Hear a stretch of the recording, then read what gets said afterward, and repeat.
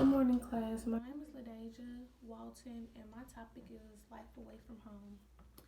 Introducing my topic is about life away from home, and I will be discussing how college students' mental health is affected when they are living on their own, and the controversy that comes with it that occur in students like questions that they have about their rights to having a car, being a freshman, their social media use, and how they're living away from home, and how it looks like to people back home, and their physical health, and how it affects their image and their mental health.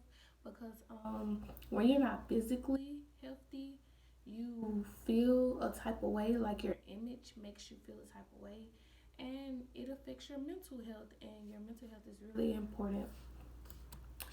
How does living alone affect the mental health of college students? College is different for everyone. Like me, particularly, I like being alone. I like my own space. I don't mind being alone.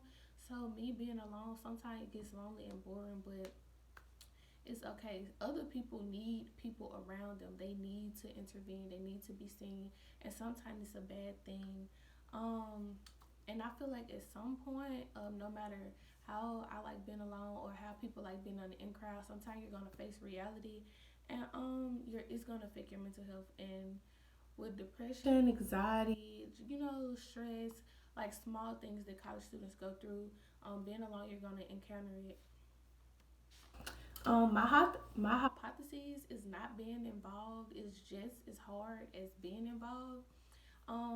It's hard to find out when it's the right time to intervene.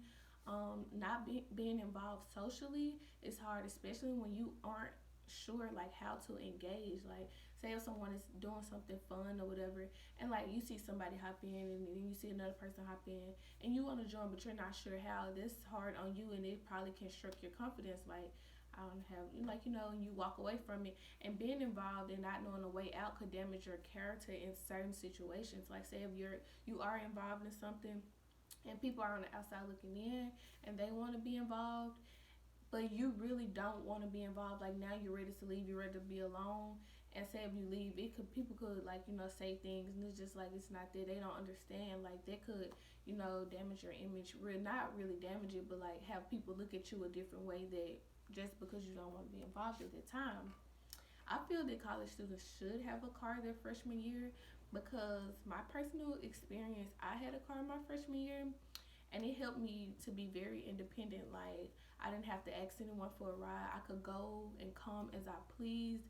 I didn't have to explain myself as to why. Like, if I did, it was my reason. Because if you don't have a car, then you have to, people be like, you could have rode with her, or you could have did this, or you could have did that. But me having the car is like, I just didn't want to come, so I have their right to say why I did or didn't want to come, and nobody can question me on it. Without a car, you're more inclined to get into situations like, people can say she can ride with me. They just drag you into the situation, and you really don't want to go, and then you have to make up excuses as to why you don't want to go. With the car, you have a more firm explanation as to why you can or can't or do or don't want to do anything, and take full responsibility for your choice. Going back to what I said, like, I can go and come as I please, and it's what I want to do. But if you don't have a car, you go and come when the other person is ready to go and come, and sometimes they'll drag you in a situation and you don't even really want to be there. Issues and solutions to having the car, and like how they can be fixed. Um, People think when coming to college, the parking is an issue, because so many students with cars, and so the parking, they think you're gonna misuse your car. The maintenance on the car, being away from home, and they think just not having a car reduces trouble. But honestly, I feel like they're right, but it also has a lot of pros. Like, with having a car, you're very independent. It's the first step to being a full adult. You have to say so to go and come as you please, and like, that's your first responsibility. Like, you gonna put your all into keeping that car up. It make you a responsible adult. Like, you have to manage. You have to be like, if I go here, I'm not gonna have any gas. If I keep doing this, I'm gonna run out of gas. It help you to be responsible and to budget, and it allows you to make money. Like, some people don't want to do work study. They don't want to be on campus. It's a better job off campus. You can be more. You can have your own transportation, and you won't have to pay for like Ubers and things like that. You can just go and work off campus and make more money.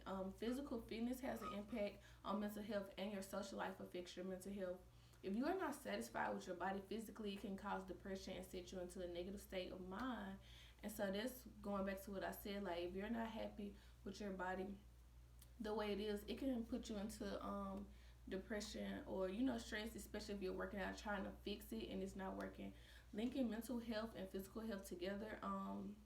So got a couple statistics, kind of sort of. Depression is the most common mental disorder in the United States.